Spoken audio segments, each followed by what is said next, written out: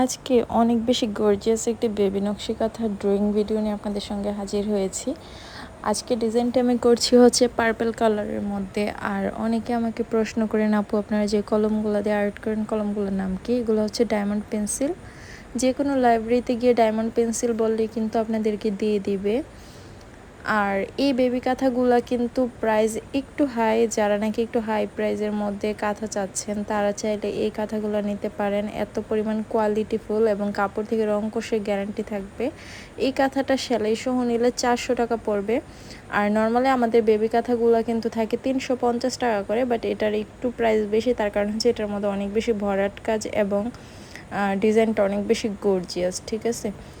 আর baby কাঁথাতে আমি এখানে 2 গজ পরিমাণ কাপড় নিয়ে নিয়েছি। আর কিভাবে গড়গুলো করেছি সেটা তো আপনারা দেখতেই পাচ্ছেন। এবার আমি গড়ের মধ্যে ডিজাইনটা ড্রয়িং করে নিচ্ছি।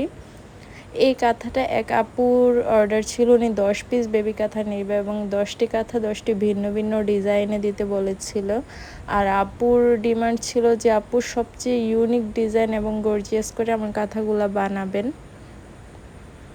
আপনারা যারা নাকি এরকম নতুন নতুন ড্রয়িং ভিডিও দেখতে চান বা এই কাঁথাগুলোর সেলাইয়ের ভিডিও দেখতে চান, তারা অবশ্যই আমার চ্যানেলটিকে সাবস্ক্রাইব করে রাখবেন। আমরা কিন্তু প্রায়ই এরকম নকশি কাঁথার ড্রয়িং এবং সেলাই করার ভিডিও শেয়ার করে থাকি। আর ভিডিওটি ভালো লাগলে অবশ্যই ভিডিওতে একটি লাইক করবেন।